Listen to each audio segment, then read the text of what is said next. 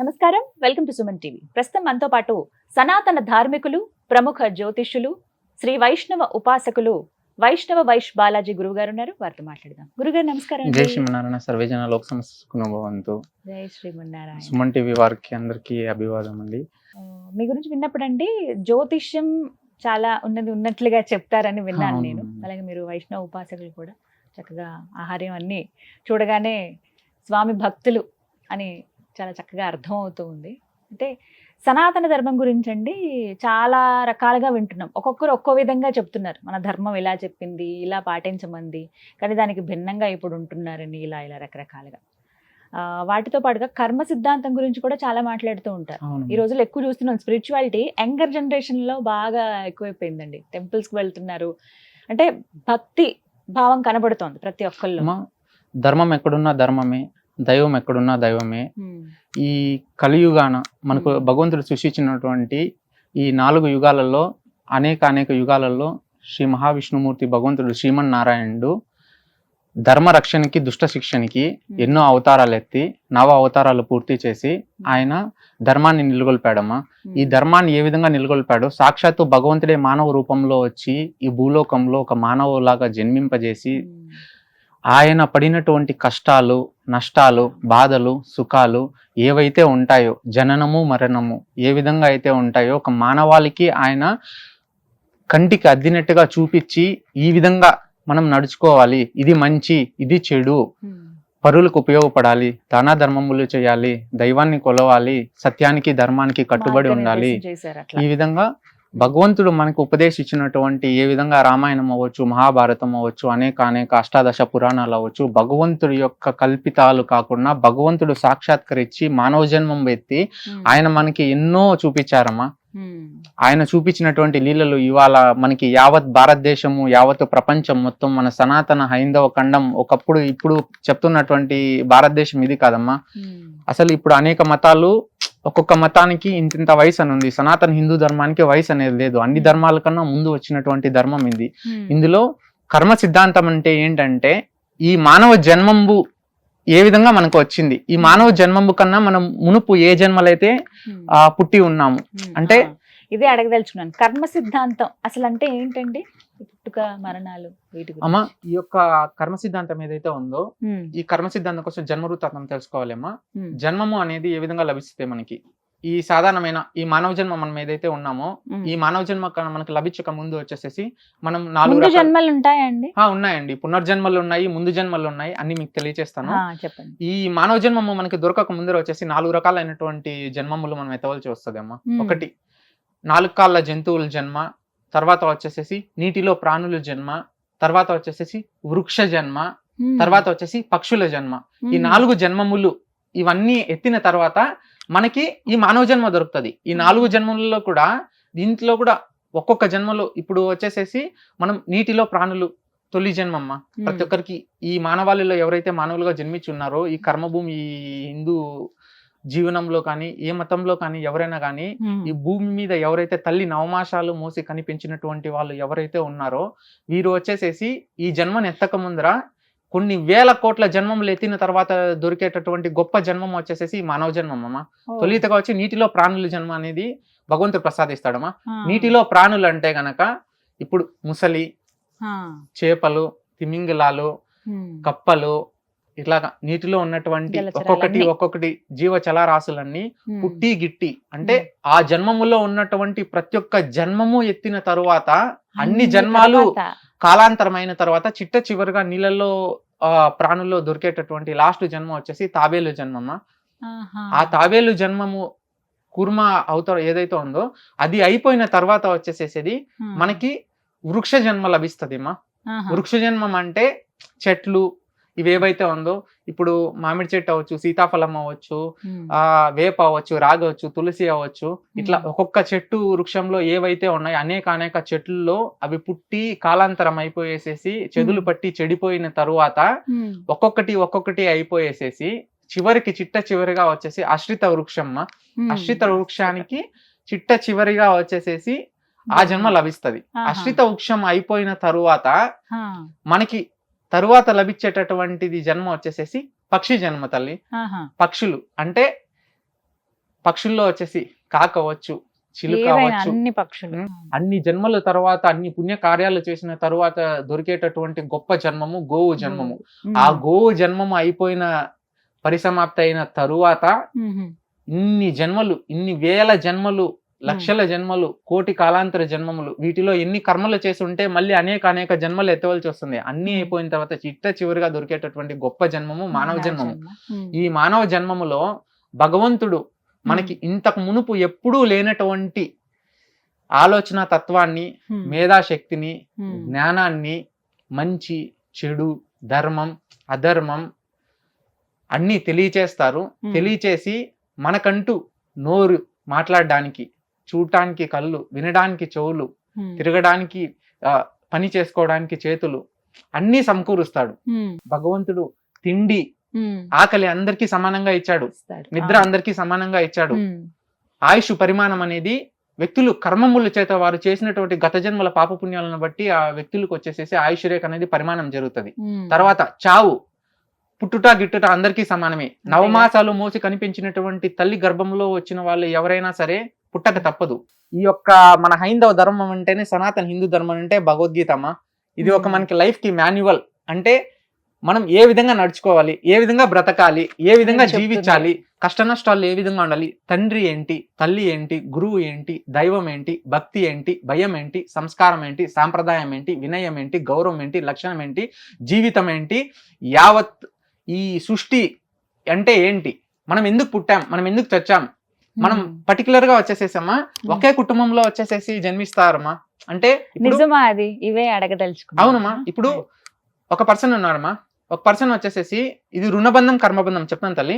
ఇక్కడ వచ్చేసేసి ఏవైతే మనం మాట్లాడి ఉన్నామో ఈ మనిషి పుట్టుట గిట్టుట అనేది ఇది టోటల్ వచ్చేసేసి ఏదైతే జననము మరణం ఉందో ఈ జనన మరణాల మధ్యగల బ్రతుకుని ఎవరైతే తీర్చిదిద్దుకుంటారో, అంటే సన్మార్గంలో ఎవరైతే నడుస్తారో, సన్మార్గంలో నడిచి దాన ధర్మాలు చేసి, గోసేవ చేసి, అనాథ సేవ చేసి, కల్మషం లేకుండా పరులకు ఉపయోగపడి భగవంతుడు చెప్పినటువంటి ధర్మ మార్గంలో నడుచుకొని ఎవరైతే వెళ్తారో అటువంటి వాళ్ళకి భగవంతుడు మోక్షాన్ని కలగజేస్తారు తల్లి. అంటే వాళ్ళు చచ్చి మళ్ళీ పుట్టేటటువంటి అవకాశం వాళ్ళకు ఉండదు. అంటే ఈ చేత్తో విత్తనం వేస్తే మళ్ళీ అది మొలకెత్తే పని లేదు. అంటే భగవంతుని పాదచెంతకు చేరుతారు. అంటే స్వర్గలోక ప్రాప్తి అనుకున్నంత సులువు కాదు. మహా మేధస్సులు, గురువులు, యోగులు, ఋషులకే, సిద్ధులకే అది అసాధ్యమైనది. ఆ విధంగా ఎవరైతే గనక ఈ సత్ప్రవర్తనతో సన్మార్గంలో నడచకుండా వాళ్ళు తప్పుడు మార్గంలో పోతుండి చెడు కార్యకలాపాలు చేస్తూ ఒక వ్యక్తిని ఒక మాట అనేదే దోషమ్మా. ఈ కాలంలో ఏమంటే నరదిష్టి, నరఘోష, ఈర్ష, ద్వేషము, పగ, ప్రతీకారాలు, కుళ్ళు, కుతంత్రాలు ఈ మానవులు ఏవైతే ఉన్నాయో ఇక్కడ మనిషి ఒకటి ఆలోచిస్తా ఉంటాడు, ఇక్కడ ఒకటి చూస్తా ఉంటాడు, ఇక్కడ ఇంకొకటి చేస్తా ఉంటాడు. అంటే పైకి అమ్మ తల్లి అంటాడు, లోపల వచ్చేసేసి వేరే ఇంటెన్షన్ ఉంటది. అంటే సమాజంలో వచ్చేసేసి వ్యక్తి తాను యొక్క లాభాలనే చూస్తాడు, నష్టాలను ఎప్పుడు తీసుకోడు. మనుషులందరూ అలాగే ఉంటారంటే అమ్మ మనుషులంతా ఉంటారంటే ధర్మమ్మా. ఈ యొక్క పుస్తకం పాఠితం ఎవరైతే నిత్యము స్మరిస్తూ ఉంటారో, ఆ భగవంతుని నిత్యము ఎవరైతే పారాయణ చేస్తుంటారో, ఆధ్యాత్మిక చింతనలో ఎవరైతే ఉంటారో, భక్తిభావాలతో కలిగి ఉంటారో, నిత్యము సత్యము, వేదము, ధర్మము ఆ భగవంతుని ఎవరైతే స్మరిస్తూ ఉంటారో, తెలిసి గాని తెలియక గాని ఆ భగవంతుని ఎవరైతే నామస్మరణ చేస్తుంటారో, హరినామస్మరణ, భగవంతుని ఒక్క కృపకి హద్దు ఉందా తల్లి? భగవంతుని యొక్క అనుగ్రహానికి హద్దు ఉందా? ఇప్పుడు ఒకే కుటుంబంలో ఇప్పుడు ఒక వ్యక్తి మరణించారండి అంటే చెప్తూ ఉంటారు, మా తాతగారే మళ్ళీ పుట్టారని, మా అమ్మాయి మళ్ళీ పుట్టిందని ఇలా చెప్తూ ఉంటారు కదా, అవి నిజమేనండి? అసలు అలా జరుగుతాయా? అంటే వీటికి వచ్చేసి కొన్ని కారణాలు ఉన్నాయమ్మా. రుణబంధం అనేది, కర్మబంధం అనేది రెండు ఉంటాయి తల్లి. ఒకటి అప్పు ఇవ్వడం వల్ల గాని, అప్పు తీసుకోవడం వల్ల గాని అది రుణంగా ఏర్పడుతుంది, అది కర్మముగా మారుతుంది. తర్వాత వచ్చేసేసి ఎవరికన్నా నేను ఈ పని చేస్తాను, నేను నీకు సహాయం చేస్తాను, ఆ సమయానికి నేను నీకు ఆదుకుంటాను అని చెప్పడం వల్ల గాని అది రుణబంధం గాను కర్మబంధం గాని ఏర్పడుతుంది. మూడవది, ఎవరన్నా ఇద్దరు పనులు చేస్తూ ఉంటారు, ఇద్దరు చేసే వాళ్ళని మనం పోయి చెడగొడుతూ ఉంటాం, మనం వాళ్ళని దుష్టచూపుతో చూసి ఉంటాం, వాళ్ళని హింసించి ఉంటాం, బాధ పెట్టి ఉంటాం. వాళ్ళు మళ్ళా హింసించి బాధ పెట్టడానికి మనం ఏదైతే తప్పు చేస్తున్నామో వాళ్ళు మన కుటుంబంలోనే పుట్టి, మన కడుపునే పుట్టి మనల్ని హింసిస్తా ఉంటారు. ఈ విధంగా ఉంటారు తల్లి. అవును తల్లి. ఇప్పుడు ఒక కొడుకు ఉంటాడు, ఒక తండ్రికి, తండ్రి ధర్మాత్ముడు, కొడుకు పాపాత్ముడుగా ఉంటాడు, చెప్పిన మాట వింటూ ఉండడు. అంటే చదువుకుంటాడు, మంచిగా ఉంటది, తల్లిదండ్రులు మంచిగా సత్ప్రవర్తనతో పెంచి ఉంటారు, కానీ వాడు పరిణామాలు కానీ వాడి ఆలోచన తత్వం కానీ వక్ర దృష్టిలో పోతా ఉంటది. తల్లిదండ్రులు హింసిస్తాడు, చెప్పిన మాట వినడు, వాళ్ళు ఎడ్డమంటే తెడ్డమనే పని చేస్తాడు. ఇట్లా పోద్దురా నాయన అంటే నేను ఇట్లే పోతాను అంటాడు. అంటే చెప్పిన మాట వినరు తల్లి. కూతురే ఉంది, కొడుకే ఉన్నారు, తల్లిదండ్రులు హింసిస్తా బాధ పెడతా ఉంటారు. వాళ్ళకి నష్టం ఉన్నా కష్టం ఉన్నా బాధలున్నా ఖచ్చితంగా ఒక శరీరం ఎత్తితే ఆ శరీరాన్ని వారు ఆ బాధలు పడాల్సిందే, ఆ కర్మబంధాన్ని రుణబంధాన్ని తీర్చుకోవాల్సిందే. అయితే అది కేవలం వారి వరకే ఉంటుందా, వాళ్ళ సంతానం మీద ఆ ప్రభావం సంతానం మీద కూడా ప్రభావితం ఉంటుందమ్మా. ఎందుకంటే తరాల వరకు అలా ఉంటుందమ్మా. భర్త సగభాగంలో పుణ్యం వచ్చేసేసి భార్యకి ఇచ్చాడు భగవంతుడు. భర్త అంటే భార్య ఏం చేసినా చేయకపోయినా కానీలే, భర్త సగభాగంలో పుణ్యం వచ్చి భార్యకి ఇచ్చాడు. కానీ భార్య సగభాగం పుణ్యంలో వచ్చి భర్తకి లేదు తల్లి, బిడ్డలకి ఇచ్చాడు. అంటే మళ్ళీ భార్య పాపంలో వచ్చేసేసి భర్తకు భాగం ఇచ్చాడు, కానీ భర్త పాపంలో భార్యకి భాగం ఇవ్వలేదు. ఆ విధంగా ఒక కర్మము చేసినా, ఒక తప్పు చేసినా, ఎవరన్నా నిష్కారణంగా ఒక మాట మాట్లాడినా, ఒకరిని ఇబ్బందులు గురి చేసినా, తెలిసి కానీ తెలియక కానీ మనం ఎవరన్నా ఏదన్నా కానీ సూటిపోటి మాట్లాడినా వెనక ఎవరికన్నా కానీ వక్ర బుద్ధితో, నరదృష్టితో, నరఘోషతో ఒకరు ఎవరైనా చెడు చేయాలని దురదృష్టి ఏదైనా చేసినా, ఒకరిని హింసించినా, లేకపోతే గనక ఎవరన్నా హతమార్చినా ఈ కర్మములు అనేటివి జరుగుతూ ఉంటాయి తల్లి. భగవంతుడు నిర్దేశించినటువంటి ఈ జీవితం ఏదైతే ఉందో కర్మలు అనేటివి ఉన్నాయి తల్లి. కర్మాన్ని అనుభవించక తప్పదు, కర్మాన్ని తప్పించుకోలేరు. అందా పాతాళంలో భూలోకంలో పోయి దాక్కుని ఉన్న కర్మ కుట్టి పడేసి బయటికి తీసుకొని వస్తుంది. బయటికి తీసుకొని వచ్చి మనకి ఇష్టం ఉన్నా ఇష్టం లేకపోయినా ఏ శరీరం అయితే భగవంతుడు ప్రసాదించి ఉంటాడో ఆ శరీరానికి ఆ కర్మలు అనుభవించక తీరదు. ఒక మాట అండి, కొంతమందిని చూసినప్పుడు ఎక్కడో చూసినట్లుగా ఏదో అనుబంధం వారితో ఉన్నట్లుగా అనిపిస్తుంది. అది పూర్వజన్మలో వాళ్ళతో మనం కలిసి ఉన్నప్పుడు కానీ, వాళ్ళతో మనకి ఏదైనా సంబంధం ఉంటేనో, లేకపోతే మనకు తెలిసిన వాళ్ళు కుటుంబ సభ్యులు అయితేనే ఈ జన్మలో మనకు అలా అనిపిస్తుందా? ఏమన్నా కారణం ఏంటి అలా అనిపించడానికి? సాధారణంగా మనిషికి వచ్చేసేమా అంటే ఇప్పుడు నేను చెప్పాను కదా తల్లి, ఈ కర్మ సిద్ధాంతంలో ఏదైతే ఉంటుందో ఒక మానవుడు ఎన్నో సత్కర్మాలు చేసి, దాన ధర్మాలు చేసి, ఎవరికి ఎటువంటి హాని కలగకుండా, ఎవరికి దోషం చేయకుండా ఆ భగవంతుని నిత్య సత్యముగా కొలిచి దాన ధర్మములు చేసి, అనేక హోమాలు, యజ్ఞాలు, వ్రతాలు అన్ని చేసి, గోసేవ చేసి, అనాథ సేవ చేసి ఎవరైతే ఉంటారో, తల్లిదండ్రులకి కట్టుబడి ఉండి, తల్లిదండ్రులని ఎవరైతే గనక పట్టించుకొని సంతోషంగా ఈ జన్మ ఎత్తినందుకు ఒక దోషం చేయకుండా ఎవరైతే ఉంటారో అటువంటి వాళ్ళు వచ్చి మళ్ళీ పుట్టరుమా. రెండవది వచ్చేసేసి ఇప్పుడు మీరు చెప్పిన విధంగా ఒక వ్యక్తి, ఇప్పుడు మీరు ఒక ప్రదేశానికి వెళ్తారు, XYZ మీరు ఒక ప్రదేశం వెళ్తారు తల్లి, ఒక పుణ్యక్షేత్రమే వెళ్ళున్నారు అనుకోండి రీసెంట్ గా ఎప్పుడైనా, ఆ పుణ్యక్షేత్రంకి మీరు వెళ్ళాలని ఎప్పుడు అనుకోలేదు, అది డెస్టినీ మీకు అక్కడ తీసుకెళ్ళింది. అంటే మీరు అక్కడికి వెళ్ళాలని రాసింది, కానీ మీరు అక్కడ వెళ్ళినప్పుడు మీకు ఒక ఊహ వస్తుంది. అంటే ఎప్పుడో సమ్వేర్ మీరు అక్కడ వెళ్ళి ఉన్నారు, అక్కడ గడిపినట్టుగా, అక్కడ చూసినట్టుగా, మీ కళలో ఏదో కనిపించినట్టుగా, అది ఎప్పుడో ఎన్నో సంవత్సరాల బ్యాక్ ఉంటది, మీ మనసుకు అలా నచ్చుతుంది. అంటే ఏదో ఇక్కడికి నాకేదో ఎందుకు అలా అనిపిస్తుంది అంటే దానికి గల కారణం ఏంటంటే రుణబంధం. రుణబంధం అనేది ఏంటంటే ఇప్పుడు చెప్పాను కదా తల్లి, రుణం అనేది మనం ఒక స్థానం కానీ, ఒక స్థలానికి కానీ, ఒక పశువుకి కానీ, ఒక భూమికి కానీ, ఒక కుటుంబంలో ఉన్నటువంటి వ్యక్తులకు కానీ, ఒక మందిరం కానీ, లేకపోతే కనుక ఒక వ్యవస్థ కానీ, ఏదైనా కానీ మనం గతంలో చేయాలనుకున్న పనులు చేయలేక ఆ జీవితంలో శరీరం అనేది వదిలేసి ఉంటాం. అంటే ఆయుష్ పరిమాణం తీరక ముందరే ఏదో కాలగర్భంలో ఏదో ఒక విపత్తు వల్ల వచ్చేసి శరీరాన్ని వదిలి ఉంటారు. అట్లాంటి పరిణామంలో ఆ శరీరం వదిలేయడం వల్ల నీకు ఆ గత జన్మ అనుబంధాలన్నీ వచ్చేసేసి ఈ జన్మంలో గుర్తు వస్తూ ఉంటాయి. ఖచ్చితంగా డేట్ ఆఫ్ బర్త్, అలాగే ఆ ప్లేస్, టైమ్ ఇవి ఉంటేనే వారి కరెక్ట్ జాతకం తెలుస్తుంది అంటారా? అట్లేం లేదు తల్లి. ఎందుకంటే ఒకటి చెప్తాను చూడండి, కేవలం జాతకం మీదే వచ్చేసేసి ఈ జీవనం ఆధారపడి ఉందంటే పుట్టిన సమయం బట్టే ఉంటదంటే ఉండదమ్మా. తల్లి నవమాసాలు మోసి కని పెంచి ఉంటది. మనకి రుణబంధం కర్మబంధం చేతి ఈ భూమి మీదకి వస్తాం, మన కర్మలు తీరిపోయిన తర్వాత మనం వెళ్ళిపోతాం. ఎందరో మంది మహర్జాతకులు అడుక్కొని తినే వాళ్ళు, భిక్షాటం చేసే వాళ్ళు ఉన్నారు తల్లి ఈ కాలంలో కూడా. ఎంత యోగ్యదాయకమైనా కానీలే అనుభవించాలని రాసి ఉంటేనే జరుగుతుంది. మరి మీరు ఇప్పుడు జాతకం ఎలా చెప్తారు? కర్మ సిద్ధాంతం చూస్తాం తల్లి. అంటే ఈ కాన్సెప్ట్ అనేది చాలా మందికి తెలియదు తల్లి. ఇది ప్రాచీనమైనది. గురువులు, యోగులు, ఋషులు, మునులు, సిద్ధులు ఎవరైతే మన హిందూ సనాతన ధర్మంలో భగవంతుడు రాజుల కాలం నుంచి, చక్రవర్తుల కాలం నుంచి, వారు ఉన్నటువంటి దైవ కాలాల నుంచి ఏవైతే కనుక ఈ 4 యుగాల్లో ఉన్నాయో వారి పరంపర, వారి కుటుంబ పరంపర నుంచి ఏవైతే వస్తుందో అటువంటి లాస్ట్ జనరేషన్ తల్లి మాది. అంటే ధనకాంక్ష అనేది లేదు తల్లి, మాకు ఇంతిస్తేనే ఇంతిస్తేనే లేదు. ఇది భగవంతుని కోసం నిత్యము ప్రతినిత్యము లేచి Right. భగవంతునికి స్మరిస్తూ బ్రహ్మముహూర్తంలోనే భగవంతునికి ప్రతినిత్యము గోపూజ ఆచరించి భగవంతునికి అభిషేకం చేసి భగవంతుని పారాయణం చేస్తూ ఎవరికి ఎటువంటి ద్రోహం మోసం చేయకుండా మాకున్నంతలో భగవంతునికి ఏదో మా చేతనైనంత తల్లి దాన ధర్మములు చేసుకుంటూ ఆ భగవంతుని నమ్ముకొని మా గురువు చెప్పినటువంటిది చేస్తున్నామా. కర్మ సిద్ధాంతం మీద చూడటం ఏంటంటే కాలచక్రం గీస్తాం తల్లి. కాలచక్రం అనేది ప్రతి ఒక్కరు గమనించాలి, ప్రతి ఒక్కరు గీసేటటువంటిది కాదమ్మా. అంటే కనీసం జాతకంలో వచ్చేసి దోషాలు ఉంటాయి తల్లి. ఆ దోషాలు వచ్చేసేసి కనీసం వారు కూడా చూడకూడదు. ఒక జాతకం చక్రం గీస్తే, ఒక కాల చక్రం అనేది గీస్తే ఆ జాతకం అనేది ఏదనేది కేవలం వారికి కూడా తెలియచేయకూడదు మనం. ఎందుకంటే మనకు అయిన వాళ్ళు ఉంటారు, కాని వాళ్ళు ఉంటారు. ఇప్పుడు ఒకరు ఉంటారమ్మా సంతోషంగా బాగా బ్రతకాలి మంచిగా ఉండాలని, వాళ్ళు రేపే పోవాలని ఉంటది. అది నీకు తెలిసినప్పుడు నువ్వు చెప్తే వాళ్ళు ఏమైపోతారో అన్ని కప్పిపుచ్చేదేమా. ఎవరి జాతకం వారికి కూడా చూపించకూడదు తల్లి, ఎవరిది చూపించకూడదు. అది దోషం, పరమ దోషం మాది. మీరు జాతక చక్రం వేసి చెప్తారంటే కాలచక్రం కాలచక్రం గీస్తాము. ఇది చాలా నియమనిష్టలతో కలిసి చెప్పేది, అందరూ చెప్పేది కాదు తల్లి. దానికి ఎంతో వాళ్ళు మిమ్మల్ని సంప్రదించాలంటే ఎలా అండి? ఫోన్ నంబర్ ద్వారానే సంప్రదించవచ్చు తల్లి. అంటే మా కేవలం ధనం కోసం అని కాదు, ధర్మం కోసం తల్లి. ఏ సమయాల్లో మీరు చెప్తారు? కేవలం ఉదయం సమయంలోనేమా. మేము చూసేది కూడా వచ్చేసేసి బ్రహ్మముహూర్తంలో చూస్తామా. ఎంత మందికి చెప్తారు రోజుకి? అమ్మా అంటే అది అంటే నియమం అంటే ఏమన్నా ఉందా? ఇబ్బందులు ఉన్న వాళ్ళు అంటే చూస్తామ్మా. ఒక 10 మందికి 15 మందికి గల చూడగలమ్మా. కాకపోతే ఇక్కడ ఏమిటంటే తల్లి, కష్టాల్లో ఉన్న వాళ్ళు వస్తారు, బాధల్లో ఉన్న వాళ్ళు వస్తారు, జీవితంలో సర్వము కోల్పోయిన వాళ్ళు వస్తారు. ఒక మాట అడుగుతానండి, ఇలా మీరు జాతకం చూస్తారు కాబట్టి అలా మీరు చూసినప్పుడు వాళ్ళకి ఏదైనా ఒక గండం ఉందనుకోండి, దానికి ఒక పరిహారం చెప్తారు. సనాతన హిందూ ధర్మం ఆ పరిహారం చేస్తే ఖచ్చితంగా ఆ దోషం జరుగుతుంది. అంటే దోషం అంటే తల్లి ఒకటి చెప్తాను చూడమ్మా.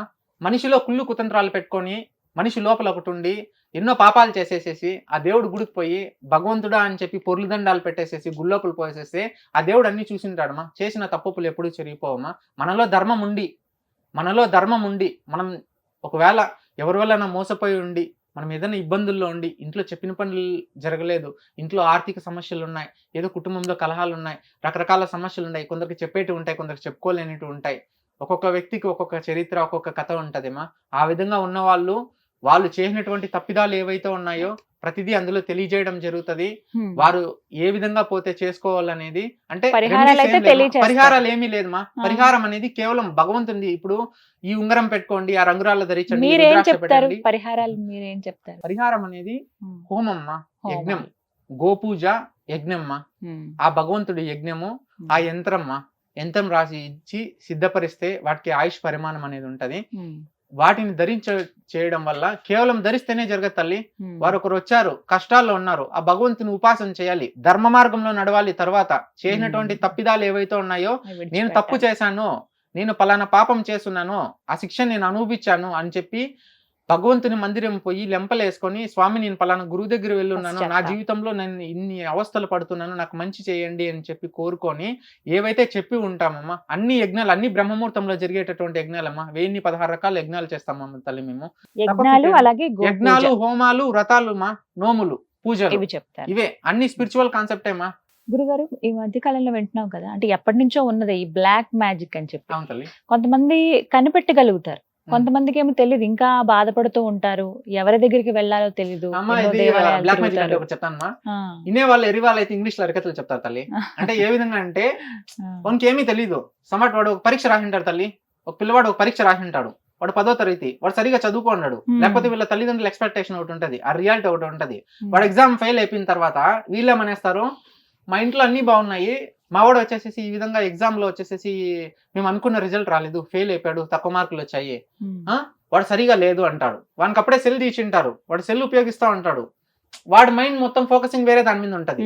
కానీ ఇక్కడ జరిగింది ఒకటి ఉంటది. అదే సమయానికి వచ్చేసేసి ఒకడు వస్తారు, ఇంట్లో వాస్తు పోయింది దానివల్ల అని చెప్తాడు, ఇంకొకటి వస్తాడు, ఆ బ్లాక్ మ్యాజిక్ చేసేసారు, మీకు ఎవరో ఏమో చేసినారు, అందుకే మీ పిల్లోడు చెప్పిన మాట అసలు ఉందా లేదా అండి బ్లాక్ మ్యాజిక్ అనేది ఉన్నాయమ్మా. కాకపోతే ఏంటంటే అంత నిశ్చితార్థమైనటువంటి వ్యక్తులు, అంత విద్య తెలిసినటువంటి వ్యక్తులు నాకు తెలిసి ఈ భూలోకంలో ఒక 5 మంది 10 మంది కూడా ఉండరు తల్లి.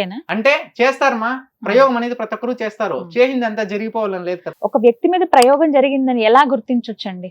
అమ్మా సాధారణంగా అయితే ఎవరికన్నా కానీ ప్రయోగం జరిగింది ఉంటే గనక ఇంట్లో పరిణామాలు మారిపోతాయమ్మా. అంటే అప్పుడు వరకు ఉన్నవి తర్వాత జరిగినవి చాలా తేడా ఉంటది అనమాట. అంటే ఎలా? ఇంట్లో తినే బియ్యం కానించి తిన్న తిండి సరిగా ఎక్కదు, ఉమ్, సరిగా నిద్ర రాదు, ఇంట్లోకి ఏదో కోల్పోయినట్టు ఉంటది, ధన సమస్య అనేది ఆర్థికంగా కొట్టుమిట్టలాడుతుంది, ఉమ్, మనశ్శాంతి ఉండదు, తల్లిదండ్రులు కానీ పిల్లలు కానీ చెప్పిన మాట వినరు, ఉమ్, అనుకున్న పనులు సరిగా జరగవు, వ్యాపార నష్టాలు వస్తాయి, ఉమ్, రథ ప్రమాదాలు అనేటివి జరుగుతాయి, ఉమ్, సర్వము కోల్పోయేసి మనశ్శాంతి లేకుండా, పడుకుంటే నిద్ర లేకుండా, అష్ట కష్టాలు పడి ఏం పని చేసినా కానీలే మనం ఏమని మంచి అని ముందరకు పోయినా ఉమ్, అంతా కూడా మనకి అది చెడుగానే పోతూ ఉంటది తల్లి. ఉమ్, అంటే అనుకున్న పనులు ఏవి జరగవు, ఉమ్, అన్ని అపార్థాలే జరుగుతాయి. ఉమ్, మన మంచిగా ఉన్న వాళ్ళు వ్యక్తులు దూరం అయిపోతారు. ఉమ్, ముఖ్యంగా ఆరోగ్యానికి చాలా ప్రభావం చూపిస్తుందమ్మా మనశ్శాంతి లేకుండా. ఉమ్, ఇవన్నీ అన్ని ప్రభావం అంటే జరుగుతాయి, ఈ విధంగా చూస్తాం. ఈ విధంగా మరి వీటి జరుగుతుంది. నుంచి ఎలా నివృత్తి, ఉమ్, పరిష్కారం ఏమిటండి మా వీటికి? పరిష్కారం ఏంటో అదేమా, ప్రతి ఒక్క దానికి అనంత కోటి సమస్యలకి ముక్కోటి పరిష్కారాలు ఉన్నాయా. అవునా? అలాగే ఉమ్, వచ్చేసేసి ఈ హైందవ ధర్మంలో ఏదైతే ఉన్నాయో, వారు ఎంత పెద్ద వ్యక్తులు కానీ ఎంత చిన్న వ్యక్తులు కానీ మనకి గురువులు, యోగులు, ఋషులు, మునులు, సిద్ధులు ఏదైతే బోధించి ఉన్నారో చూస్తూ ఉంటారు కదమ్మా. ఒక యజ్ఞం చేస్తే భగవంతుడు అందులో నుంచి వరం ప్రసాదించాడు, ఒక తపస్సు చేస్తే ఇస్తాడని. ఇవంతా హైందవ కాన్సెప్ట్ మా. ఇది ఏదైతే పూర్వీకుల నుంచి వస్తుందో ఆ పూజలు చేసి వారికి ఉన్నటువంటి కష్ట నష్ట ఇతి కీడపీడ చీడ బాధలు ఏవైతే ఉన్నాయో అన్ని తొలగింపచేసి వాళ్ళకి యంత్రం అనేది ఇచ్చి ఉమ్, వారికి మంత్రోపదేశం చేసి వాళ్ళకి జ్ఞానోపదేశం చేసి ఉమ్, వారికి భగవంతుడి యొక్క మంత్రాలని వాళ్ళకి ఏ విధంగా అయితే చాంటింగ్ చేసుకోవాలో చెప్పి వాళ్ళు స్పిరిచువల్ గా ఉండి కోల్పోయినది ఏ విధంగా అయితే మనశ్శాంతిగా ఉండాలో అన్ని తెలియచేస్తాం తల్లి. ఉమ్, ఆ విధంగా మనం ఇచ్చినప్పటికీ వారికి ఆ సమయం అనేది అనుకూలతలు వస్తాయి, కుటుంబంలో కలహాలు అనేటివి తగ్గుతాయి, మనశ్శాంతి అనేది వస్తుంది. నెమ్మదిగా వాటి నుంచి బయటపడతారు. ఇప్పుడు ఒక హాస్పిటల్ వెళ్తాం తల్లి, ఒక సర్జరీ చేస్తారు, ఏ విధంగా అయితే మనకి మెడికేషన్ ఏ విధంగా ఉంటది, నెమ్మదిగా రికవర్ అవుతారు కదా, అలా అలాగేనే వీటికి కూడా టైం పడుతుందమ్మా. ఒకే రోజులో చేయడానికి మనం మ్మ్. మానవులు, ఎవరు కూడా దేవుళ్ళు కాదు తల్లి, సాధ్యం. ఒకే రోజులో ఎవరు చేయలేరమ్మా. కొంతమంది ఎప్పుడు దరిద్రంలో కొట్టుమిట్టాడుతూ ఉంటారండి. ఏదన్నా పని చేసినా అవి పూర్తి అవ్వకపోవటము, మధ్యలోనే ఆగిపోవడము, ఒకవేళ ఏమైనా చేసినా దాని ఫలితం దక్కకపోవటము, మా- ధనప్రాప్తి కలగకపోవడము, ధనం గురించి ఎన్నో పూజలు చేస్తూ ఉంటారు, అంటే లక్ష్మీ కటాక్షం జీవితంలో కోసం. జీవితంలో అన్నిటికన్నా పరమ దోషమైనదిమా లక్ష్మీ కటాక్షాన్ని కోల్పోవడానికి, దరిద్రం పట్టడానికి 3 ప్రావీణ్యాలు ఉన్నాయి తల్లి. ఒకటి, ఏమిటవి? ఇంటికి స్త్రీ వచ్చిన విశేష వేళ. ఉమ్, రెండోది, ఇంటికి పశువు వచ్చిన విశేష వేళ. మూడోది, ఇంటికి అతిథి వచ్చిన విశేష వేళ. ఉమ్, ఒక స్త్రీ ఒక కుటుంబంలో అడుగు పెడితే ఆ కుటుంబంలో వచ్చేసి సంసారం అనేది వృద్ధి జరుగుతుందమ్మా. పిల్లలు అవుతారు, ఆ కుటుంబంలో అత్తమామలకి, భార్యాభర్తలకి సంసారం అనేది ఏర్పడుతుంది, వాళ్ళ దాంపత్యం ఉంటుంది, ఆ కుటుంబం అనేది వృద్ధి చెందుతుంది, పెరుగుతుంది, అట్లాగే వంశం వృద్ధి జరుగుతుంది.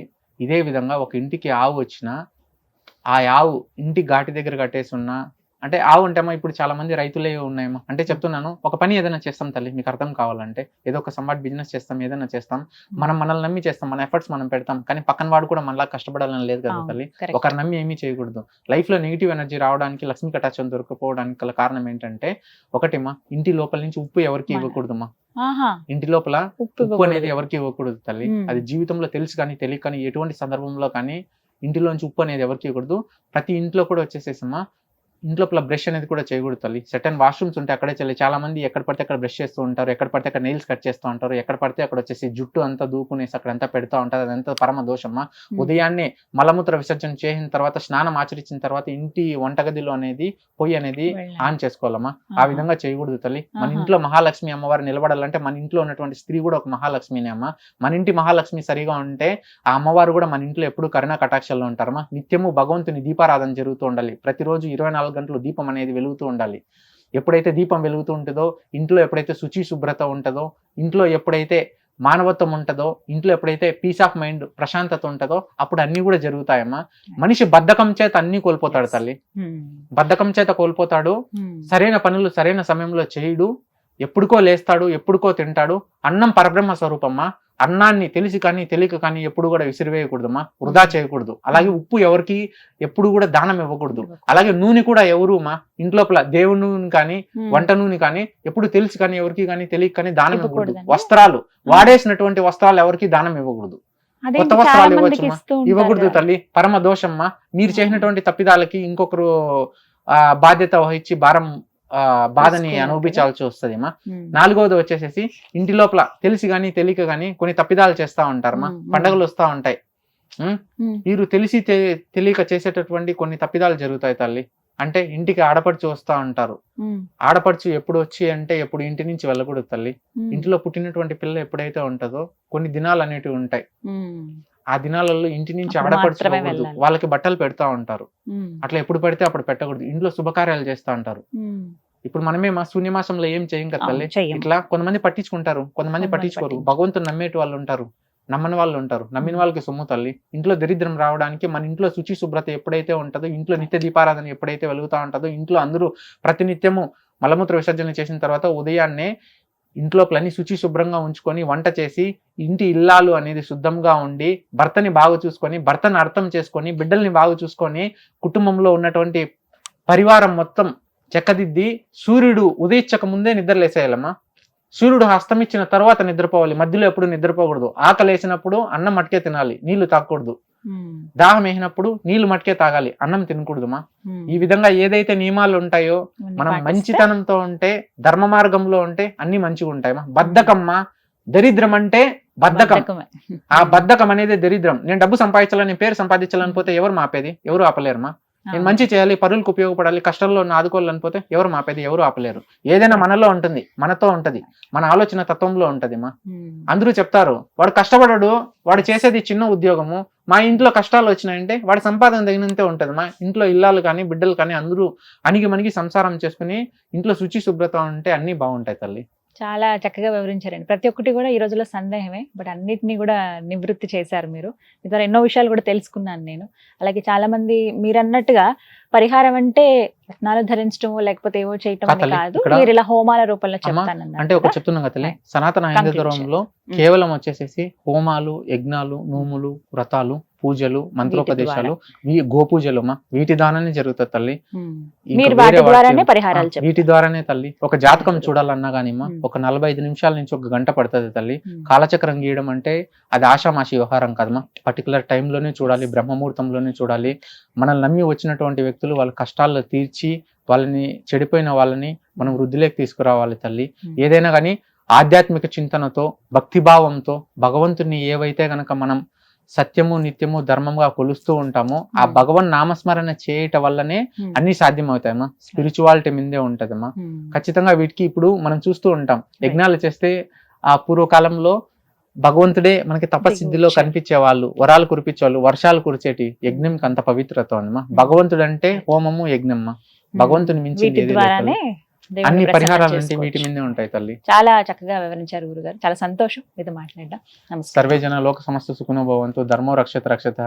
ఈ మానవాళి ఎవరైతే ఉన్నారో, సత్కర్మాల్లో ఎవరైతే ఉన్నారో, భగవంతుని నిత్యం తెలిసి కానీ తెలియక కానీ ఎవరైతే కనుక భగవంతుని స్మరిస్తూ ఉన్నారో, దాన ధర్మాలు చేస్తున్నారో, అటువంటి వాళ్ళు, వారి పిల్లలు అందరూ చల్లగా వర్ధిల్లాలి తల్లి. భగవంతుడు ఈ జన్మ ప్రసాదించినందుకు ప్రతి ఒక్కరూ జీవితంలో ఒక గురి, లక్ష్యం పెట్టుకొని వారు పుట్టినటువంటి ఈ జన్మాన్ని సార్థకత చేసుకోవాలి. ప్రతి ఒక్కరూ తల్లిదండ్రులకి వారి పేరు నిలబెట్టాలి.